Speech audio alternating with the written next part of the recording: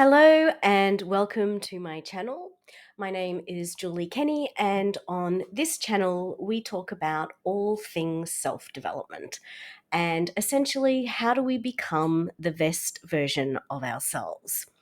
Today, I am going to talk about time management. I think many of us feel that if we could just find that perfect time management system, then we would get everything done. And this is often where I fall down because the thing is, there is no best time management system.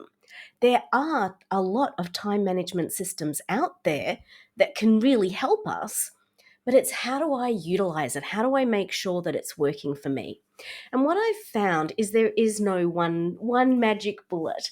There are a bunch of things that I will do, activities, tasks that help me when I need to manage my time effectively. So here's the thing I try to do at the start of each of my days. I start by doing my journaling.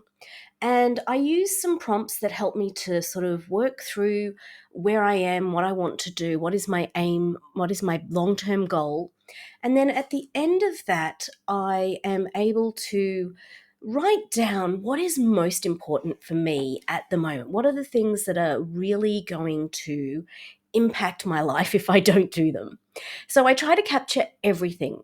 But the point of that is not to do everything at once, but to then move into prioritization. I can see in front of me, I've got comfort that I've captured everything that I need to do. And then step two is to prioritize. Now, here's the thing, we simply cannot get everything done at once immediately. So we have to say, what is the most important thing I can do right now? So, to help myself do this, I put dates and times next to each of the activities that need to be done. And that allows me to prioritize by time, but also by how important it is. And then I create a list of the three main tasks for today. And I try to keep it to just three because it allows me to not overwhelm myself. And so what I do is in my daily journaling, so I have the big one, which is in the morning, and then I have my interstitial journaling, which I do during the day. And at that point, I just write those three key tasks. And then I look at my day and I move into the sort of the scheduling and the how am I going to do this? So I know these are the three most important things.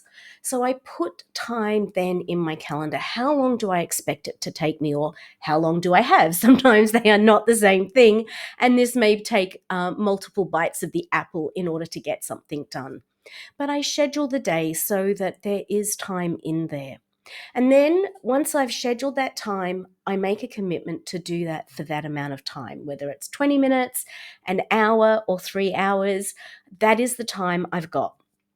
And it's that time, then I then move into Pomodoro. Pomodoro helps me to stay on track, to stay focused, but also not to get overwhelmed by something, or I actually get really into something and then I can find it hard to get out of it. So I keep setting a 25-minute alarm with a 1 minute walk around or reshift in the time that I've allocated. So if I've allocated 3 hours, that is 6 25-minute blocks, as well as the breaks in between. Then when I reach the end of that time, even if the task isn't done, I finish. I've allocated the amount of time that I could do, and now it is time to move on to something else. And this is where I do interstitial journaling because it helps me to shift focus. It helps me to sort of clarify where I've been and then focus on what I need to do next. So I write down how I did with that task. Did I get it finished? Do I need to allocate more time? And also, were there any interruptions, anything that distracted me? Sometimes I might allocate, say, time to write, but then I just check my email quickly. And then the next thing I know, the time that I'd allocated for writing has been spent replying to emails and getting off track and getting into rabbit holes. And so by capturing in the moment what I've done, what went well, what didn't, and it only takes a minute or two, it allows me then to better plan next time, to work out what's distracting me and then start to eliminate that. And then what I do is the next thing in the interstitial journaling is I allocate what I'm going to do next. So I write the time and I write the activity. And that is a commitment to myself. I'm saying this is what I plan to do. And again, I'm utilizing, I've crossed off my list and I just keep moving through my list, well, the top three things, until I'm ready to then relook at my list. Now, if I get to the end of the day and I have time, I might look at it and think, well, what is something that I can do right now that will help make tomorrow a better day? What is something that will help me sleep better at night? What is the most important thing I can do with this next little amount of time? And so then I'm able to do that. Now, when I do my lists, I do my top three priorities, and those are the things I want to do today. But there's quite often more than three things that need to be done. So I have another couple of lists, which again, I do in groups. So I have my to do, that's 3 items. Then I have my nice to do, and that will be another 3 items. And then I have what I call a really good list to do. And I have that, and that's where I list everything else. And so what happens is I then can get through, if I can get through my top three priorities, I know what I can do next. I've got a list.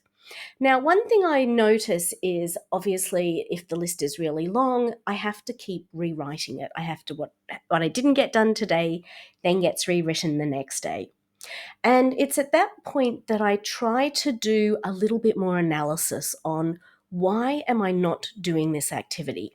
And I call it eating the frog. It is something that keeps occurring that I know I should do.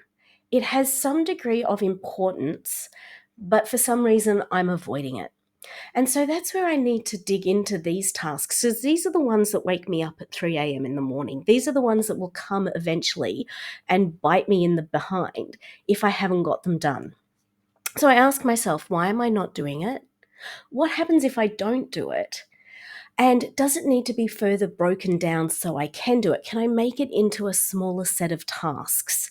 And what do I need to help me to do this task? Now, sometimes if it's something I have to do, I've looked at it, I've analyzed it, I can't just ignore it, I have to do it, then it becomes what I call I have to eat the frog. And so what happens is I just try to do it. I try not to let myself get into too much of a think about it. I put it on the list and I try to do it early in the task cycle. And then I think I'll just do 10 minutes. I'll just make a start. I'll just do this one thing on it. And what I find is that just getting started is often enough to help me either get through it or get it to a much more manageable point of view. And then I can assign more time for it. Now, one of the other things that when I'm doing my rewrite is tasks that have to be rewritten, but you think, you know what, if I just did that now, it's going to take less than 5 minutes and then I don't have to write it.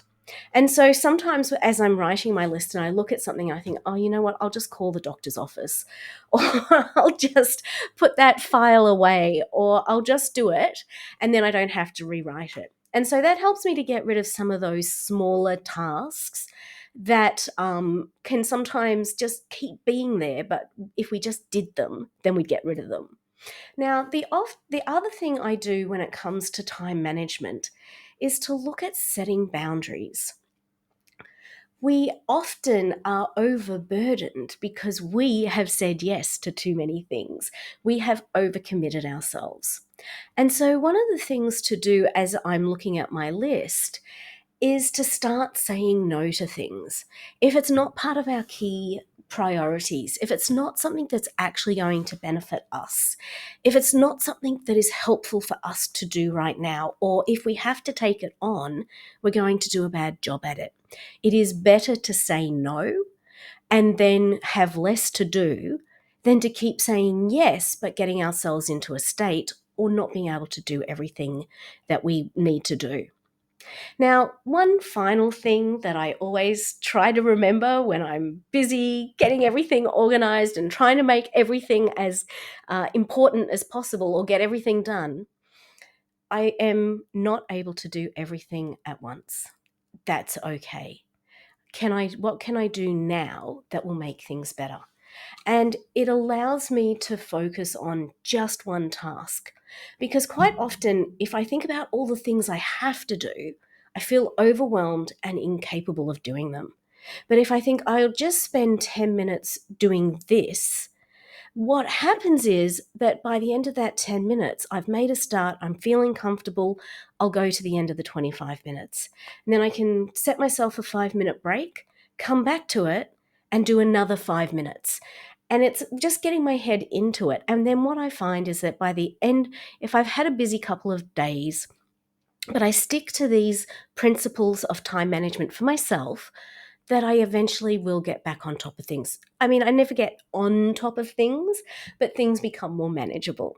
So, thank you for your time. Thank you for listening. And if any of these time management systems work well for you, I'd love to hear how they support your uh, sort of daily productivity. But if there's anything that I haven't mentioned, I'd love to hear what works for you, because everyone is different. And what works for me may not work for another person.